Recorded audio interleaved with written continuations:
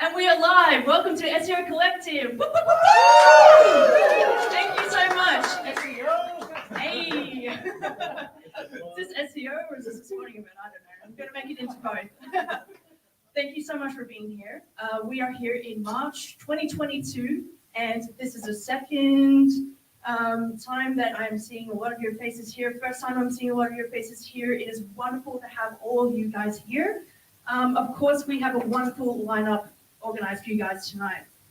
So I just want to say right off the bat, before we even begin, I just want to recognize that we're on Aboriginal lands of the Kulin Nation. So some G never succeeded, and I just want to be able to pay respects to elders past, present, and future. Woo. Woo. So yeah. So of course I am here joined by the wonderful Peter Mead. Woo-hoo! Yeah, I'm gonna bring you up. Right? So Peter Mead, of course, is recognized as the godfather of SEO here in Australia. This is actually imbued in a plaque. It's not just me being, a really, really great wing person. Take me out to parties. I'm great fun. But yeah, it is awesome to have you back here after a little road accident with your bike. Yeah, thank you for saying those things. But there's really amazing amount of people here who know a hell of a lot about SEO. It's so great. That's what I love about the meetups. And not everybody crashes their mountain bike and breaks both their arms. So, yeah, that was so good to be back, and we've got some brilliant people here. We've got swag, people brought swag along. We've got people from representing different companies, and this is what the SEO meetup's all about. And we're back. We're doing it live. Nick Ranger and the whole team, everyone else has been keeping it alive. So it's awesome. Awesome. Thank you so much for that. I will go to a little bit of a housekeeping thing, and do apologize if there are some technical issues because. No. Yay! All right, we did it. Awesome. So just a little bit of housekeeping. Of course, we are here live in person, and of course, we wanted to make sure that all of your safety here tonight. So we have a wonderful COVID officer, Nikita Singh, who's in the back there. So if you haven't shown her your little check-ins and things like that, please make sure that we're being safe and things like that, and just respectful of other people. And that's all the things that we're wanting to make sure that is all nice and compliant with. Lovely. I know, it's so awesome, right? And so let's go through a bit of an agenda today. Of course, even before I start into that, I just want to give a massive shout out to our wonderful friends and partners, Spotify, who have made it all the way down there, flown down from Sydney. So thank you so much.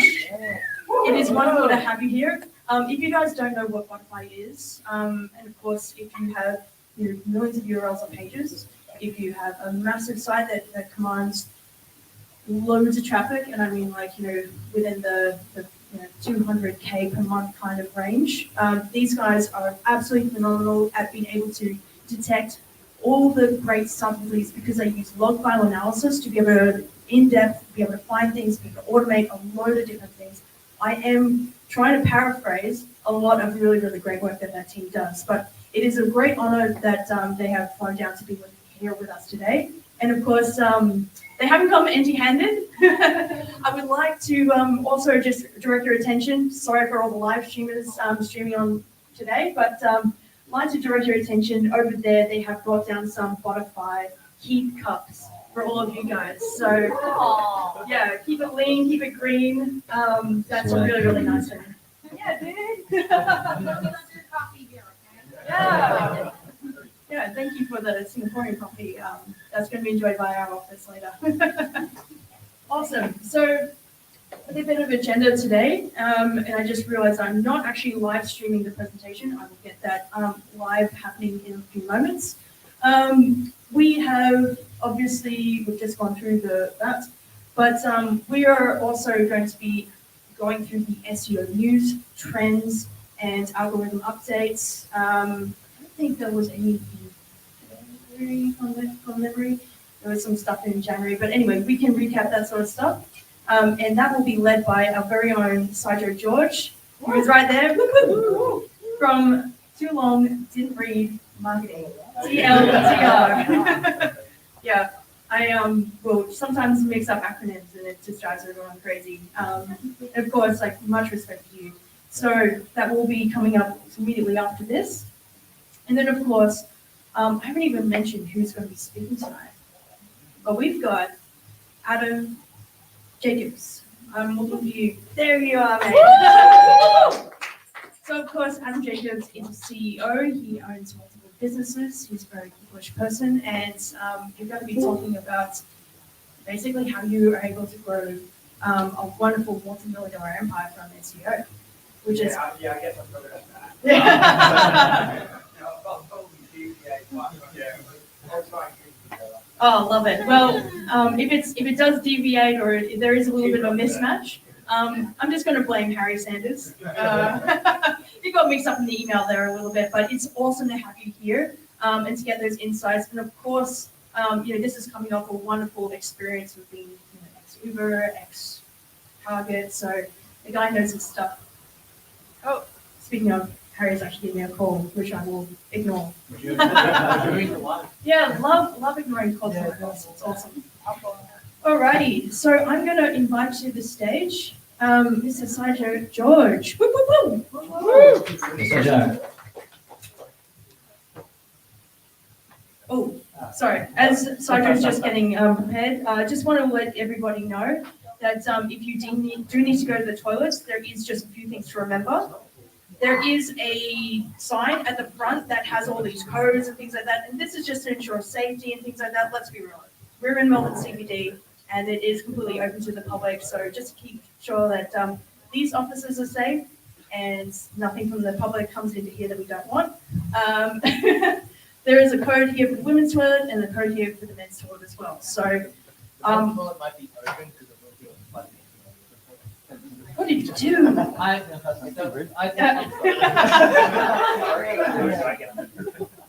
On that, for voting notes, if while the presentation is going and you're uncertain, I've tried to put it there, and apologies, it's a little bit fuzzy. So It's just outside the front door, so just right before you leave, the front door, you see. Yeah. So just don't get lost.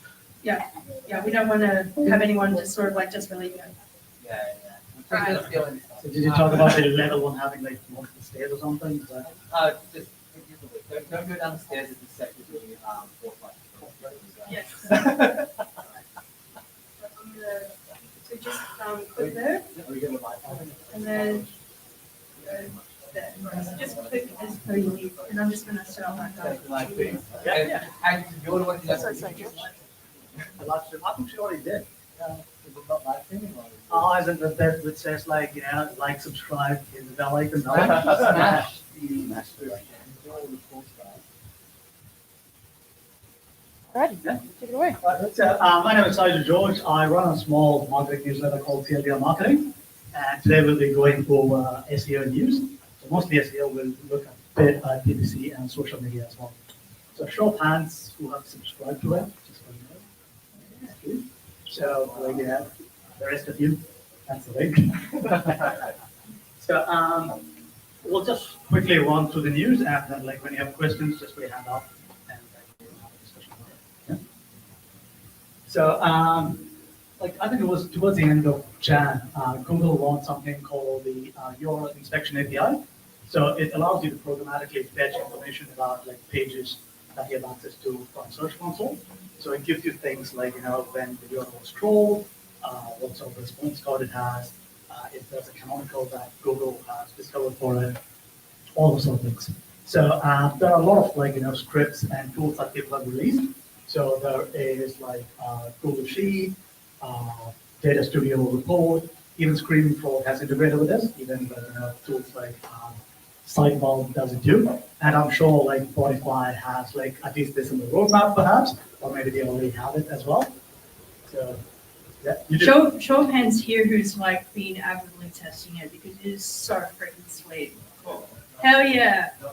Hell yeah, it is so awesome. Is there good ways to like get past the APIs? I mean, like any tricks or Yeah, like? so you can actually do that. I think it's 20,000 euros or something from what I remember. But if you have like different subfolders as different properties, Right, then so you can so you can verify them all individually and kind of like rotate them like a rotating copies or something. kind of like that.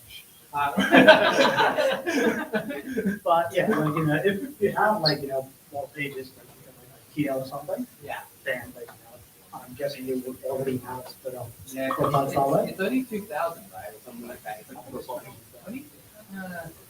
How much is it? 2,000. 2,000. Yeah, because like you run it in screen properties and you see the limit, like you don't see it. Yeah, so you have to like go in time and right.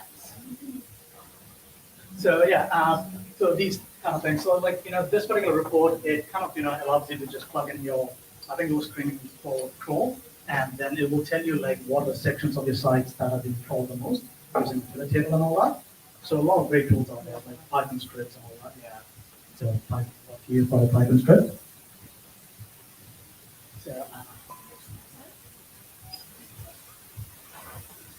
So I'm pretty sure we'll be sharing these slides after this, right? So if you click on those things, it'll kind of take you to the story that is under that. So Google has been doing a lot of things around shopping. So I'm sure like a lot of you would have noticed the way talk. Yeah. Is he tweeting, I guess? It's like tweeting. Now I was just talking about Google doing a lot of stuff around shopping these days, like their shopping API and all that.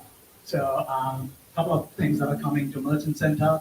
So they've been sending out emails to some partners which says like soon users will be able to message them to their email address from the shopping interface itself. So which is kind of cool. So again, like these are only with limited partners right now, but this is how Google kind of rolls out a lot of changes. They kind of test it out with a few people and then slowly roll it out. I think that has been in the cards for a while. So especially once like they launched the free like shopping. Yeah. I mean, anybody who has products will probably be using it, or anybody who looks at SEO and sell products, I guess.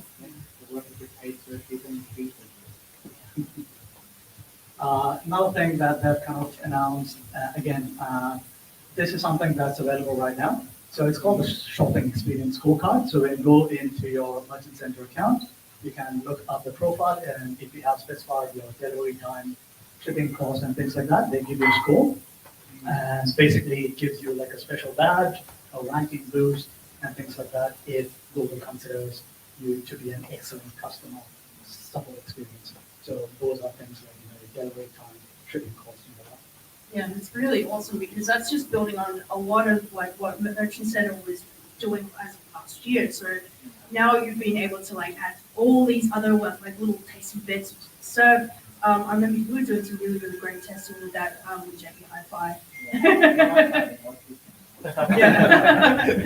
Yeah, absolutely. So it is really, really just building upon that. And now we've got a greater transparency with the scorecard to be able to pick and choose and be able to go back and be able to optimize these things. Transparency to the level that they want to do. Oh, yes. Everything has a caveat with Google, let's be real. Another thing that they introduced was like short titles. So this is like, at times your titles might be too big, especially on like Google Discover and like other experiences. So they have like a short title that can be used for like, those experiences. How many characters is that? Top of my head. You can click through it by now.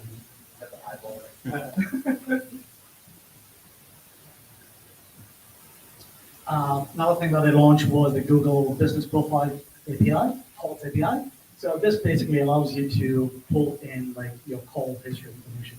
So if you have like a local business that has a local knowledge panel, I think it's called, like you can add your phone number in that. So this can kind of tap that and tell you your phone of telephones. So these kind of things are great if you're building out reports. So like you can automatically pull that in and add into your report and so on. It's so funny that that's getting released now in February, because like in January, when we were seeing like a lot of the algorithm updates, like on the 14th, the 19th, the 20th, the 22nd. So remember the dates. Yeah, right. Someone subscribes to you. I don't remember the dates. Yeah, well, Rusty also does a really, really great categorization of all these different things. There's a competition. Sorry. Oh. Well, I'll talk about Jason Barnard because how it relates to this was there was a lot of movement, of course, around the knowledge graphs. So a lot more information was being pulled contextually into that stuff. So again, like when we were looking at Google business profiles, format matters Google My Business, what does that influence? What looks at like the knowledge graph around the local map packs and all the information from a proximity kind of basis. And now we've got a little bit more of an API to be able to get a lot more information for us to be able to see about that. So yeah, just like building upon things, extra context, how this is all churning and growing. I don't know. Interesting. Just to show that Google is really great with naming convention, that's the name that we give it. My business call API. That is the worst. Google. So I'm sure a lot of you had stories about like A&P being dead, like people are jumping out of the A&P ship, especially since like they don't like show A&P stories and top stories anymore. But it's like it's not a requirement in top stories anymore. So a lot of people have been jumping ship from that. But Google has a new thing called web stories. So A&P is dead, but long live web stories, right? If only there was someone who really did know. Sorry, mate. This is going to be happening all night. So one of the things that they introduced for web stories was surprise shopping. So that is coming out at the end of April. So you can have like shopping elements in web stories now. So web stories are really interactive and like, they have like a special section in the search, and it's not in Australia yet, as far as I know. So like, so but like there are markets like in the US where you have like a section for visual stories that want to show up to like 2 or 4, like really big images with your title. So people will kind of use that. That's a great way to kind of get into it. And especially like with the e-commerce component, I'm sure more people will start using it. And they also released our web stories data studio report that you can use to kind of track how it's performing. Not sure if anyone has seen this. Again, this is related to shopping as well. So Google has been throwing a lot of like talent and resources at shopping. So this is no surprise. So like, you see a lot of changes happening in the space. So this is something like when you search for a product, like some people start seeing this, which asks you if you kind of own that product, and then you can leave a review for it. And this is like they used to do this for movies, and now you have this for products. So like you search for iPhone, for Does example. that contribute to the shopping graph? So like the little shopping panel? I would imagine so. Like, I don't know if they start showing it immediately, but the end goal will be I kind think of. right now they kind of aggregate different sources, but they're listing their own, like, it's not part of it, but like, they're basically listing their own, they're kind of making it first party data. So, yeah. That's kind of how it happened in the local space as well. Like reviews were from like TripAdvisor or whatnot, and then they started doing their own. Yeah.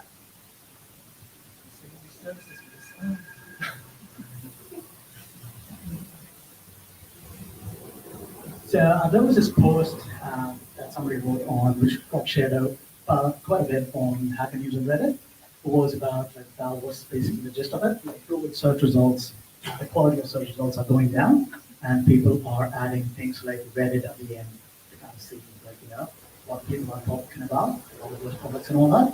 And I've done this myself. Like when you're looking for things, I add like Whirlpool at the end to kind of get discussion from the Whirlpool forums, or like home one if you're doing like home renovation and stuff like that.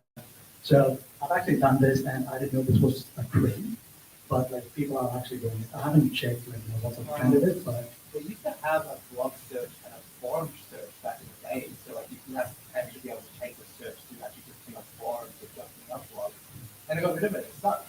So like, yeah, I guess people have to search for them. you can still do like site search, but this is like Yeah, no, but then you have like a query stream of like specific footprints for like forums and stuff like that. Yeah. Why do that? I don't even remember that. How old was it? That was, I think, 2014 to 2015. I don't know. Right. So has anyone noticed this? Show of hands. Oh yeah, that's how I do research. The Reddit one, it really not. But like, it's not free from like marketers exploring it. Like Reddit has like unique ability. The only people who exploit it are like people like BuzzFeed and Nick Republican article ideas that get things that have. Like on Reddit, like you can buy upvotes. I've actually won like a competition that somebody ran, like with buying upwards on Reddit. So it works. Okay. The thing with this is, like, it's been informed, yes, it's been for years already, but I'm not sure. Like, for Google, they've been looking at these kind of query patterns for almost 10 years now, but I'm not sure how this is working. It's not new, it's just that, like, people are kind of doing this. So that kind of shows you that the quality of search results are not what it used to be. Previously, you search Google, you find something in the top 3, and you're kind of happy, right? So these days, you can kind of feel that people are not getting. Yeah, but no, like, those branded query applications for years. Yeah. Massively. So that one, like, we've had like a discussion around that one. And, like Google has a patent to analyze that extent here, and they use that for quality already. I don't think it's, So you don't think it makes a difference? Like, I think it makes a difference. It's better than there like this. So I think Oh, yeah, they it say has that been was there. new, but it's been there. I don't think they say it's new. I think what they're kind of saying, or like what I understood from it was, they are saying like the search results quality has kind of gone down. So basically, people being like they intentionally change the search results to get more foreign posts, specifically Reddit, because Reddit's the only real forum these days. Because back in the day, forums used to actually be quite prominent in the search before they got nerfed, because people took advantage of forums because they were overvalued. So, like, basically, it's kind of like we've gone too far. There's like no quality into all the forums, but now like forums are strong. So now basically people are searching actively for forums to actually get people's opinions. So I blame this on Mac Yeah, you guys were saying something. Sorry. You're pulling rag by Here we go. You go. Oh, there you go. You have a microphone if you want to talk to the Oh, man. We're turning into a Reddit support group. Yeah, sorry, I may have missed the start. But what are the top things people are searching when they're like putting Reddit on the end? Like he talks about like when you're doing any searches for like products, reviews, that sort of thing. Yeah. And like I've done it myself without like thinking about it. Like when you search for something, you just add like work over the end. Yeah. So you get this straight forward and that kind of But stuff. even stuff like I look at financial advice on Reddit because I trust like the threads and the conversations and the back and forth rather than some random article which I know that someone will done it SEO. Like rehash like every Yeah, now they and just then. rehash stuff. Whereas like Reddit, like there's the top comments always like some like this guy goes, no, you have to do this with your super review, this and this and this. I'm like, oh yeah.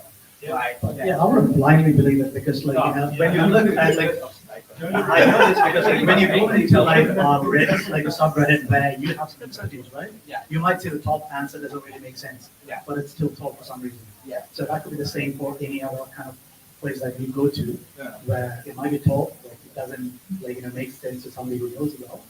But like for others it might still be. So, Yeah. I don't think like that's a solution. Right? But like What is your that solution? I don't have a solution. You think I would like standing here and talking if I have a solution to this?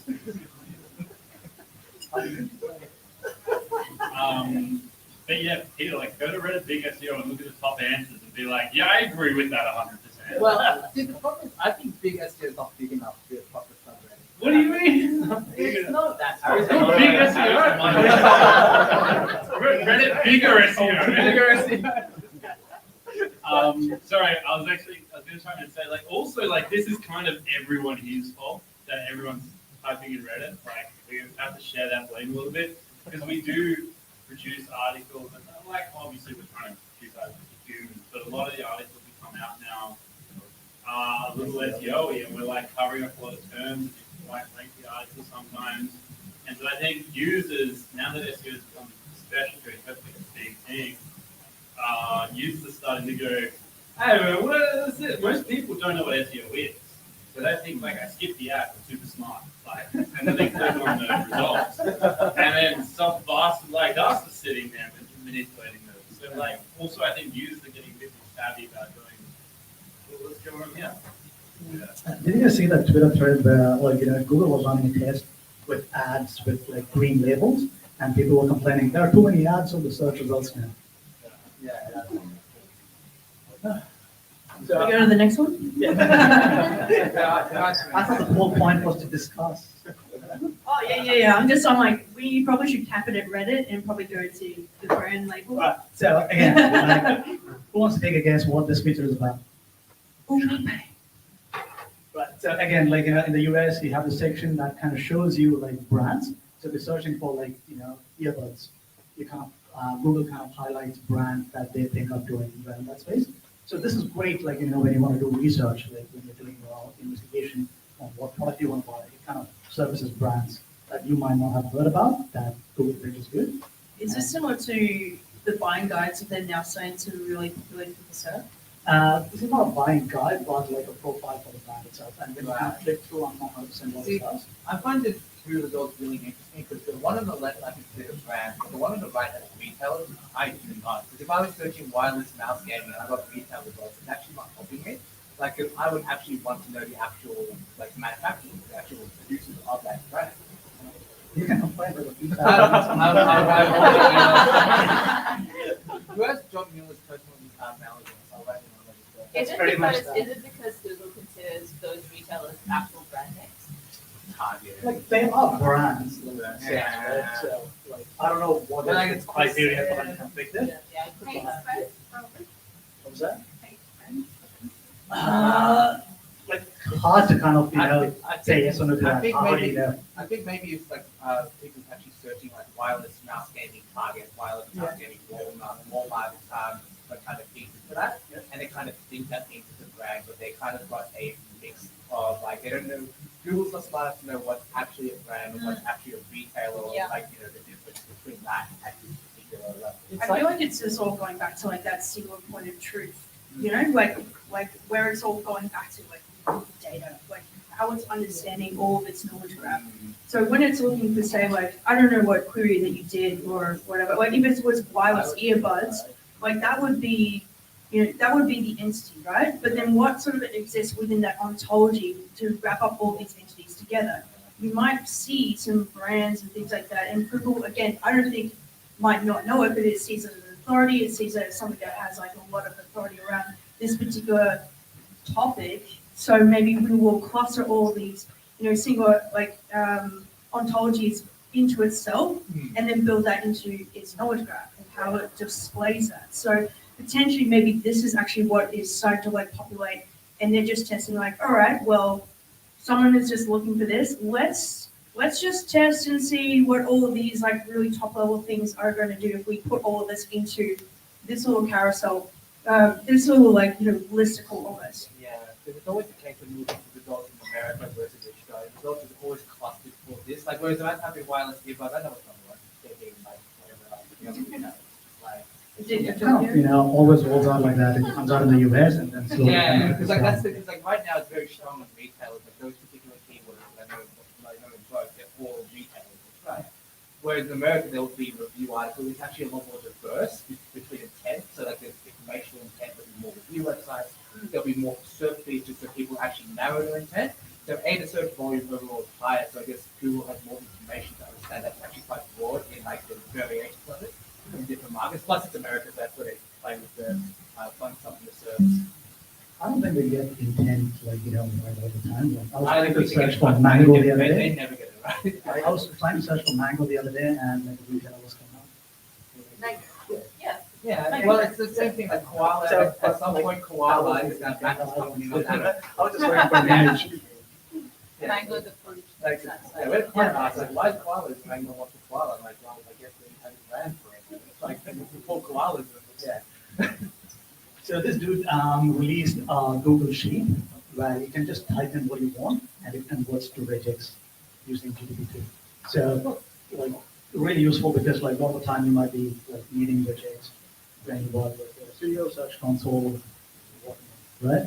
So you can type in things like begins with a door and it kind of gives you that. And it do really complicated stuff like in between, so that's like You probably don't need it then. For extra context, like how would you use this? How would you use this practically to be able to do things? Yeah. When you go into search console. Can you say it? Yeah, sure. So when you go into search That's console. Yeah, I have a few uses. Like if you're with search console filtering, data studio, if you're doing like say data sources and you're doing a custom data source and you need to create like say URL groups, so you might have a regex and if it matches that, if you have a case statement and it matches certain regex, it becomes like say the casino section of the website or the sports section of the website. Branded, non-branded. Yeah, branded, non-branded, super simple because that's what we need. Like it's basically if it's this, else it's that, basically. So there's a lot of the regex is amazing once you get to it. The problem is it's like now you're using regex, you have two problems. If you try to use regex to solve one problem, now you have two problems. So basically, have fun. You read JC's guide on it, that helps a lot. And what else? I'm done. So yeah, it's quite handy, especially like, if you struggle with regex, this is a cool way to kind of, jump into that. And don't forget, Google's regex is the same as normal regex. That's even another conversation. Oh my God. Don't even get me started. I didn't know fun. It's fun as well, right? Yeah, we are running a little bit. Yeah. So the last one, like if you want to classify keywords, like again, like the same tool release another script. So for this tool, like he releases all the It's scripts. like out of nowhere. It's like I've been trying to get is like how would you write it if you tried it? Like this is just like, just leave them. Okay. Like if you want keyword clustering, the best thing that I've used is keyword insights. No, keyword insights.ai. No, What's the other one? The Cupid one or something? Yeah, Keyword. Okay, I've tested, from Sugantha. I've tested Keyword Cupid, and I've also tested with Insights. WordLift, which I've got a meeting with you to play around with that. That's fun. Things we do in our free time. But no, this one's actually really, really cool because you can be able to get a massive array of lists. And if, say, for example, you have, just a wall of keywords that you've been able to export out of like a keyword research database, right? And you wanted to like really, really quickly classify them into things that aren't outside of like, normal intent. Like you search in SEMrush. Sorry to talk about a competitor, my dude, but SEMrush like has like recently come out. Awesome. Good to know. But they've now split down with informational intent, commercial intent, navigational intent, and transactional intent. Whenever you're looking at keywords, we can take that offline, that debate. That is another hour. But what is really, really cool about this is you can be able to set your parameters of what you want to be able to classify things as. So clustering it into, with this example, it's like legal, non-legal. If you've got just, again, a wall of keywords, you can even look at, say, for example, you've got a blog. And a really great practical application of this is like you've got a blog, you strip out all of the URLs, you just get the string of things from the URL string. And then that might actually show you give you a good idea of what's actually in that entire blog. Now, if you wanted to cluster those a little bit better, instead of just having everything up there, if you wanted to make categories within the blog, well, then maybe you could be able to set through a parameter of saying like, okay, I want to be like, what's legal and what's non-legal? And we can just have two subfolders now within the blog to be able to guide people down these kinds of pathways a little bit better. So again, thinking of it from a UX standpoint, like how are we going to help people to be able to find things? How a search engine is going to be able to go through and find things? This is a really, really cool way of doing it. And it kind of cuts out a lot of the manual stuff. And Just that's saves when, you time, basically. yeah, And like it's not going to be 100%, so I guess most of you already know this, but like it saves up time, and then you can kind of go after the really small ones later once you have time. Yeah, I have a question about that. Do you provide the parameters for the clusters to be divided, or? Yeah. With this, I'm not 100%, but like with other tools like Keyword Insights, like you can classify it and then say this is not right, and then come on. So for example, like again with WordLift will draw from Wikidata. And of course, like I was saying before, Wikidata is what Google uses to understand all the things of the web. So it used to be free-based, now it's Wikidata, and companies that are smart enough to figure this out have thought, oh, let's reverse engineer this, and let's create automation tools for content, and let's create really, really cool. Sorry, I'm like hardcore nerding out here, but this is really cool because I wanted to look at how to make site architecture scalable and doable if it's just me. Because I don't want, that was a really fun challenge. And doing this was a really great, quick way of like organizing loads of big things into smaller things with parameters that I thought would really, really drive the kinds of conversation. Because again, if you're thinking about, you've got your transactional pages, you've got a whole blog of shit. How do we organize this stuff? How do we be able to do this without having to go through every single one, get a sense of what it is, put it into like, oh yeah, let's like maybe internally we'll get through here. Maybe we can have tools to actually just separate all this stuff from its understanding of the entity that it exists in. Cool. I know, I'll get to it. Anyway, let's, so thank you very much for the SEO news. Thank you so much for Sideshow for taking that for us. And of course, we have, Don't forget to subscribe. yeah. Smash that like button. Alrighty. That sounds like a really, really good idea. We will take just 5 minutes and we were going to set up Adam's laptop with his presentation. Thank you so much, guys. Everyone that is on here, be able to do this.